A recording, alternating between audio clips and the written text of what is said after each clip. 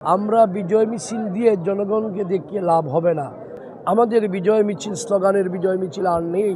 সকল কিছুর সর্বময় ক্ষমতার মালিক হচ্ছেন আমাদের পরম, আমাদের করুণাময় আল্লাহ পাক।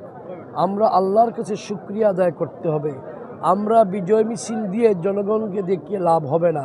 আমাদের বিজয় ওই দিন অর্জিত হবে যেদিন আমাদের আগামী দিনের প্রধানমন্ত্রী যিনি হতে যাচ্ছেন, আমাদের দলের চেয়ারম্যান, যার স্বপ্ন শহীদ জিয়ার রেখে যাওয়া আদর্শ বাস্তবায়িত করা, যার স্বপ্ন মরহুমা মা বেগম খালেদা জিয়ার স্বপ্নকে বাস্তবায়িত করা, উনি যখন এদেশের সরকার পরিচালিত করবেন, সরকারের সংশ্লিষ্ট সকল উইংস যখন ওনার সাথে ওনার কথায় এবং ওনার যে মেধা যেগুলো কাজে লাগানোর চেষ্টা করবে, যখন এই কাজগুলো যখন বাস্তবায়িত হবে, তখনই আমাদের বিজয় অর্জন হবে।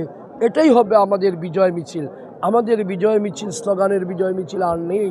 এই বাংলাদেশ নতুন বাংলাদেশ।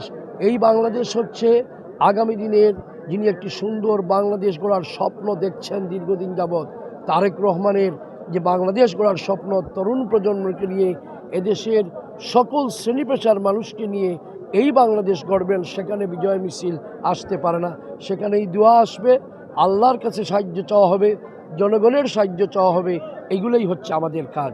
আমাদের বিজয় মিছিল চলে গেছে। এটা যখন নির্বাচন ছিল তখন আমাদের নির্বাচনী কৌশল অনেক কিছু আমরা অবলম্বন করতেই পারি, অন্যরাও অবলম্বন করেছে, কিন্তু জনগণ কোন কৌশল, জনগণের কৌশল, সেটা কিন্তু ভোটে তারা প্রতিফলিত করে দেখিয়েছে।